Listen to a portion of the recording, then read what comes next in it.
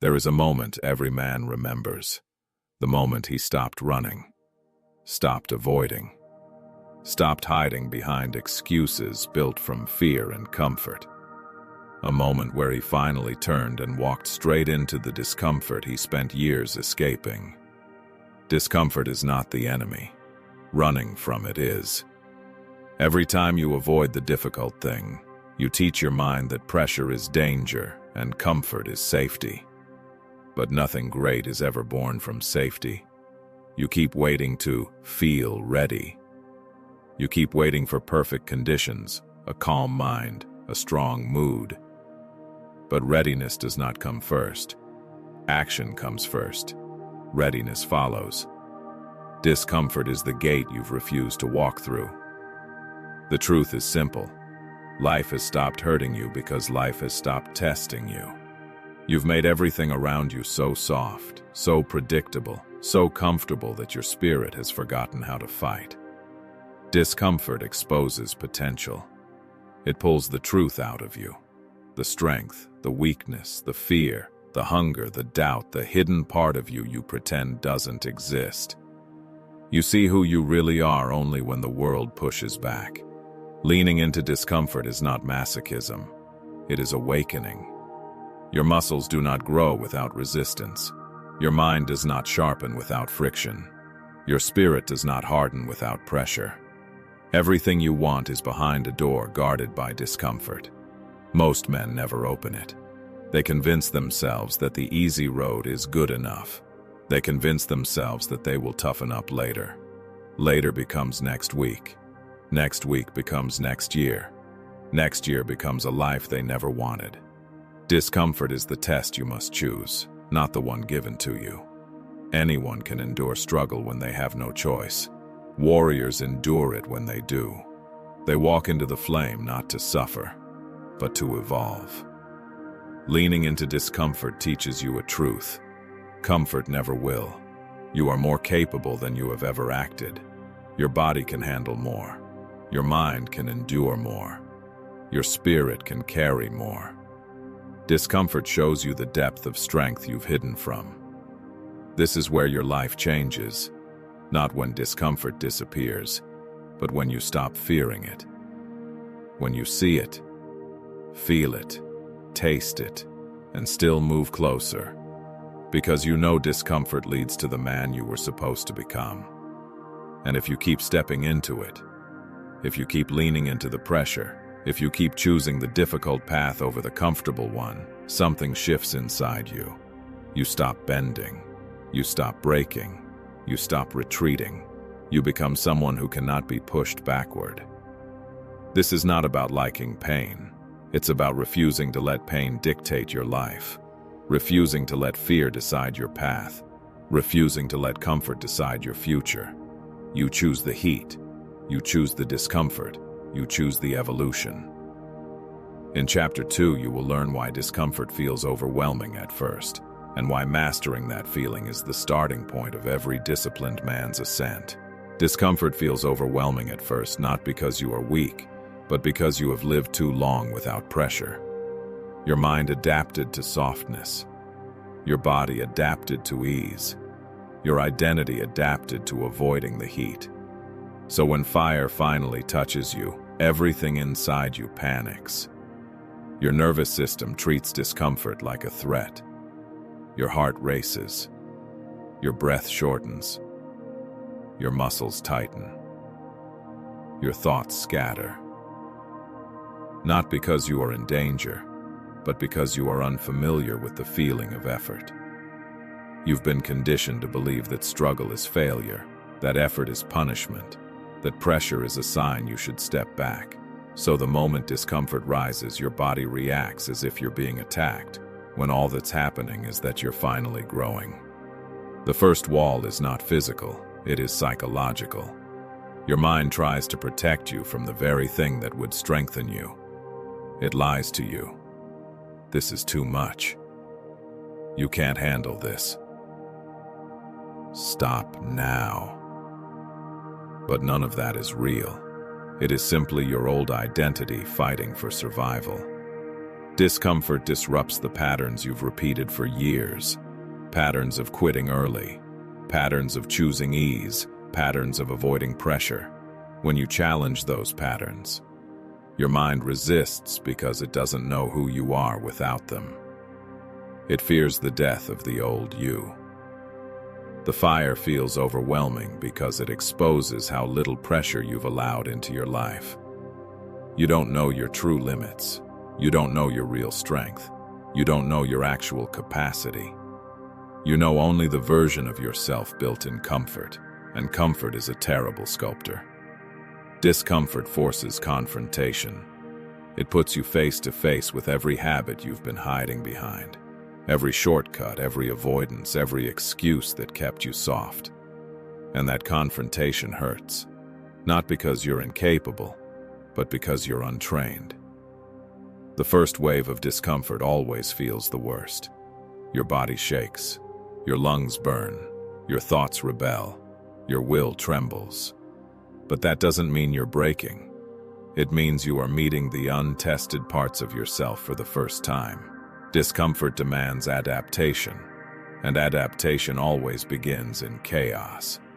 Every system in your body must relearn what effort means. Every part of your mind must rewrite its relationship with pressure. Every piece of your identity must adjust to the idea that you are capable of more than survival. The overwhelm you feel is simply the shock of a system unprepared for pressure. But shock is temporary. The body adapts. The mind adjusts. The spirit strengthens. What once felt unbearable becomes normal, and what becomes normal becomes training ground. The secret few men understand is this: leaning into discomfort does not make you suffer more, it makes you suffer better. It gives structure to the struggle, it gives direction to the pressure, it gives purpose to the fire, and purpose changes everything. Once you attach meaning to the discomfort, the overwhelm weakens. Your breath steadies, your thoughts align, your posture rises. You begin to see the heat not as an enemy, but as the doorway to the man you were meant to become. In Chapter 3, you will learn how discomfort reveals your truth, the parts of you that are strong, the parts that are weak, and the parts you must destroy to evolve. Discomfort is honest. It does not lie. It does not care about your stories. It does not care about your excuses. It exposes the reality you've spent your whole life trying to avoid. Discomfort is the mirror you cannot look away from. When the pressure rises, the real you appears. Not the version you post online, not the version you rehearse for other people, but the version you meet in private when the work becomes painful. That version is who you truly are. Discomfort reveals your limits, not the ones you talk about proudly, but the ones that break you when no one is around. You discover where your discipline ends, where your willpower collapses, where your fear still controls you. This truth is brutal, but necessary. Discomfort reveals your instinct. When the heat intensifies, do you step back or step forward? Do you freeze or do you adjust? Do you fold or do you fight? Your instinct under pressure is your purest identity, unfiltered and raw. Discomfort reveals your honesty, not honesty with others, honesty with yourself. You can lie about your potential. You can lie about your discipline. You can lie about your hunger. But the moment your lungs burn and your muscles tremble, every lie breaks instantly. Pain forces truth. Discomfort reveals your courage. Anyone can feel brave when nothing is at stake. Anyone can talk about discipline when the temperature is low. But when the heat rises, when the weight increases, when the sweat blurs your vision, that is where courage either materializes or disappears. Discomfort reveals your patience. Weak men demand progress now. They collapse when improvement is slow. But a disciplined man understands that mastery is built through repetition inside the fire. He endures the moments others flee from. Discomfort reveals your loyalty to your own potential. Are you loyal only when it's easy? Only when you're motivated? Only when you feel strong? Or are you loyal when everything hurts, when the path is steep, when the heat surrounds you and your mind begs for escape? Discomfort reveals your ego. The ego hates pressure. It hates being humbled. It hates being reminded of how much more work must be done. But the fire does not negotiate with ego. It melts it. It forces you to face the areas where you are still soft. Discomfort reveals your reason. If you have no purpose, you break quickly. If you have no meaning, you retreat. If you have no direction, you crumble under the first strike. But when your suffering has purpose, you endure with a calm violence that nothing can shake. Discomfort reveals your relationship with your own mind. Does your mind serve you or sabotage you? Does it guide you or deceive you? Does it strengthen your actions or weaken them? Only the heat can show you this truth. Discomfort reveals the man you must become. It strips away the weaker versions of yourself, the ones built from fear, from comfort, from softness, from avoidance. And beneath them, you finally see the version of you worthy of the life you want. In Chapter 4, you will learn how discomfort transforms you, how the fire that once broke you begins to rebuild you into someone who cannot be moved. There comes a moment after enough pressure, after enough days of stepping toward the heat instead of retreating from it, when something inside you shifts. The discomfort that once felt like a threat begins to feel like a signal, a sign that you are entering the place where strength is made. The first shift is familiarity. The burning in your muscles no longer surprises you. The tightness in your chest no longer alarms you. The pressure you once feared becomes a sensation you can enter without panic. You recognize the heat as part of the process, not a warning to escape. The second shift is stability. You stop collapsing at the first wave of intensity. Your breath steadies. Your posture holds. Your mind no longer spirals into chaos and fear. You stand your ground in moments that used to break you instantly. The third shift is control. Discomfort no longer drags you around. It no longer dictates your pace. It no longer bends your decisions. You move through the fire with more intention, more clarity, more precision. You choose your actions instead of reacting blindly. The fourth shift is endurance. Your thresholds rise. What once felt unbearable becomes manageable. What once felt heavy becomes training weight. Your body adapts. Your mind stabilizes.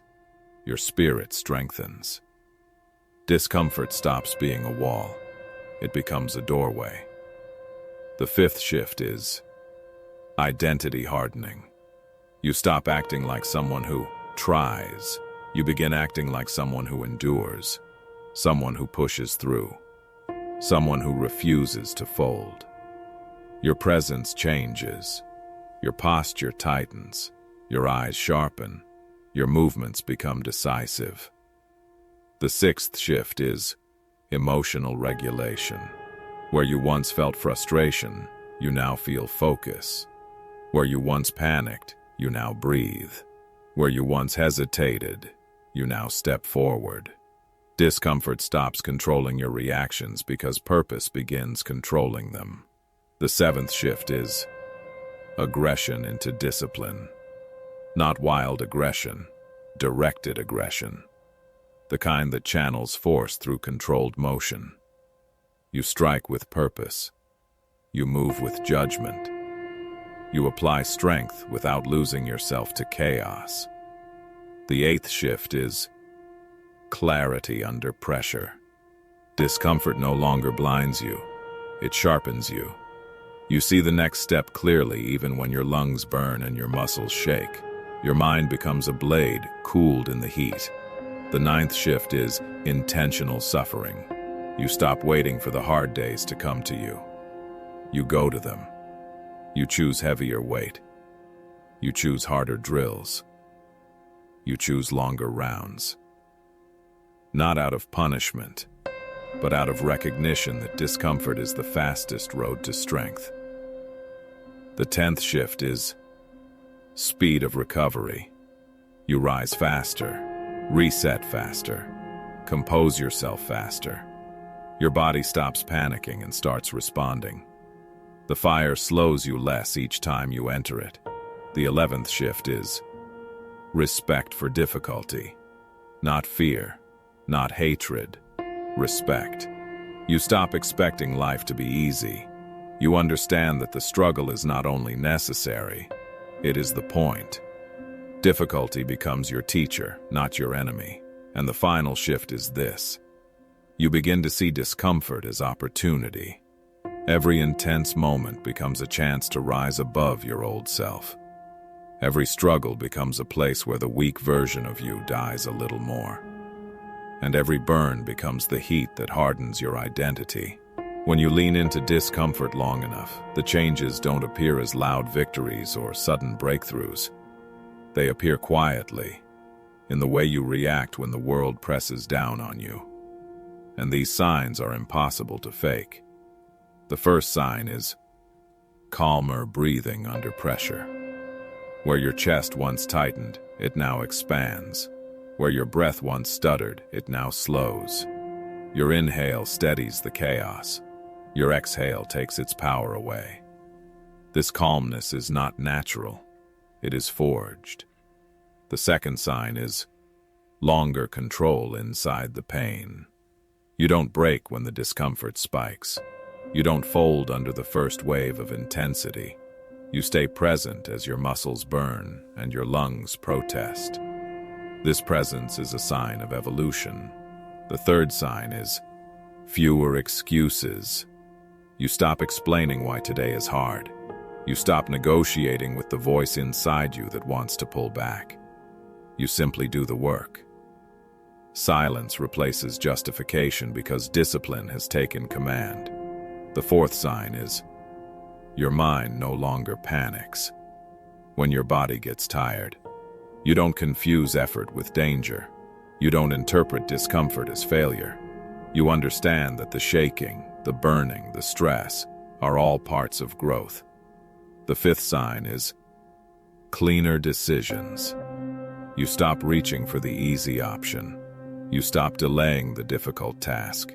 You stop choosing softness over structure. You act because acting has become instinct. This instinct was built inside the fire. The sixth sign is your posture changes. Your back straightens. Your steps become firmer. Your presence grows heavier. Not from arrogance, but from consistency. You carry yourself like someone who has met pain and refused to bow. The seventh sign is you respond instead of react. Discomfort no longer hijacks you. It no longer triggers emotion first. You pause. You breathe. You choose an action with clarity instead of panic. This is mastery, the beginning of control over your own mind. The eighth sign is your tolerance rises. The weight that once crushed you now feels familiar.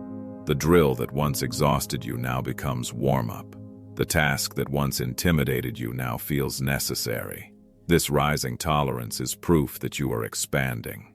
The ninth sign is you initiate difficult things. You don't wait for challenges to arrive. You walk toward them. You choose the harder set, the longer distance, the heavier load. This initiative is the birth of confidence. The 10th sign is your emotions correct themselves faster. Anger fades. Fear stabilizes. Doubt weakens. You don't drown in emotional noise. You let the waves hit and settle. Your mind returns to neutrality with discipline, not avoidance. The 11th sign is you recover quicker. Not just physically, mentally. You don't spiral when things go wrong. You don't collapse after one setback. You breathe, reset, and step in again. This resilience is carved by deliberate discomfort. And the final sign, the one that proves you have truly changed, is this: hard things no longer scare you. They call you. They challenge you. They summon the parts of you that comfort kept asleep. When you lean into discomfort long enough, you become the kind of man who no longer fears the fire, but respects it as the place where he grows. You cannot grow by stepping into discomfort once. You grow by training inside it, by learning how to move, how to breathe, how to think, while your body shakes and your mind begs for comfort. There is a method to mastering discomfort. The first step is simply this: enter the heat before it arrives. Do not wait until life forces discomfort on you. Do not wait for a crisis or a failure or a moment of collapse. Walk into struggle on your own terms. When you choose the pressure loses its power. The second step is control your breathing. Discomfort tries to steal your breath. Stress tries to shorten it. Fear tries to quicken it. But when you slow your inhale and deepen your exhale, your entire system calms. Breath is the only weapon you always carry. Use it. The third step is focus your eyes on one point. Pain scatters your vision. Discomfort pulls you everywhere at once. But a warrior chooses a direction. When your eyes stabilize, your mind stabilizes. And when your mind stabilizes, the discomfort loses its grip. The fourth step is move inside the pressure. Most men freeze at the first spike of discomfort. They stop. They tense up. They wait for relief. But you must learn to move through the burn. One step, one strike, one push. Movement inside discomfort reshapes your relationship with it. The fifth step is do not retreat. Adjust. Weakness says, back away. Strength says, shift your stance. Lean left, lean right, change your angle. Fight the pressure by adapting to it, not escaping it. The sixth step is turn emotion into force. Discomfort awakens frustration, fear, doubt, anger. Don't suppress them, channel them, direct them. Let emotion travel through your muscles instead of your thoughts. Emotion becomes power when it moves through action. The seventh step is attack the weakness you feel. If your legs shake, push deeper into the stance. If your arms burn, drive through the rep. If your mind wavers, force your breath to slow. Discomfort is not chaos. It is information. And information tells you exactly where to strike. The eighth step is stay 1 second longer than yesterday. Not 10 minutes, not an hour, just 1 second. Strength is built in those extra moments where you refuse to break the way you used to. Those seconds compound into a different life. The ninth step is recover faster. Do not collapse. Do not fall apart between efforts.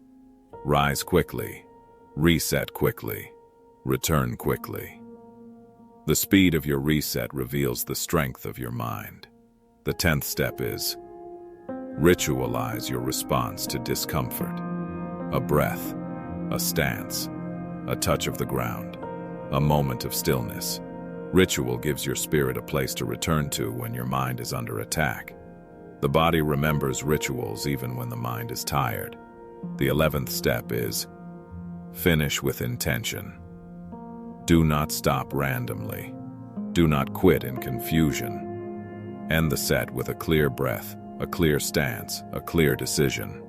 When you choose the ending, discomfort cannot own you. And the final step is the one most men forget. Honor the discomfort. Respect the pressure that forces you to grow. Respect the burn that sharpens your discipline. Respect the struggle that strengthens your identity. Because a man who honors discomfort becomes a man who cannot be broken by it. There is a silence that only appears after you've stepped toward discomfort again and again until it stops frightening you. Not the silence of calm, but the silence of strength. A quiet knowing that you have faced the fire and stayed. This silence is different. It is heavy. Wah, anchored. It settles inside your chest like molten iron cooling into something unbreakable. It does not shout. It does not tremble. It simply exists as proof that you walked into discomfort and refused to retreat. You begin to move differently, not faster, but firmer. Not louder, but more deliberate. Your steps carry the weight of every struggle you leaned into, every moment you refused to fold, every second you stayed when quitting would have been easier. You begin to think differently. Pressure no longer hijacks your mind. Stress no longer dictates your pace. Fear still speaks, but it no longer leads. You breathe, you assess, you act. The chaos that once overwhelmed you now passes over you like heat you've learned to endure. You begin to react differently. Discomfort used to make you flinch. Now it makes you focus. Pain used to scatter you. Now it pulls you inward and sharpens your intention. Your mind does not run anymore. It stands its ground. People notice this even before you do. Not because you become intimidating, but because you become stable, grounded, centered. There's a gravity to you, the kind forged in moments where you stood alone inside the fire and found something solid in yourself. Discomfort becomes less of an intruder and more of an element you understand. Just like heat, just like cold, just like weight. You stop labeling it as bad. You stop seeing it as something unfair. You see it as part of the world you now inhabit. You learn to welcome it, not with joy, but with respect. You no longer brace when pressure rises. You open your stance. You expand your breath. You let the discomfort hit you and move through you without letting it take your balance. And slowly, almost without noticing, you stop negotiating with yourself. You stop needing permission to do the hard thing. You stop searching for easier paths. Ease no longer tempts you the way it once did, because you have tasted what discomfort builds. You have seen what leaning into the fire creates. You have felt the strength that comes from not backing down, and you refuse to abandon that strength for softness again. The world remains difficult. Life remains unpredictable. Challenges remain heavy. But you become someone who does not crumble when the pressure rises. You become someone who steadies himself by stepping forward instead of stepping back. This is the quiet victory comfort could never give you. Not applause, not validation, not praise. Just a deeper, colder truth. You are no longer afraid of the hard things. You walk toward them. You accept them. You endure them. And because of that, you will live a life most men will never touch. Not because yours is easier, but because you have learned to face the fire they spend their entire lives avoiding. This is the silence of a man rebuilt. This is the silence born from discomfort, and this is the silence you carry forward into everything you do.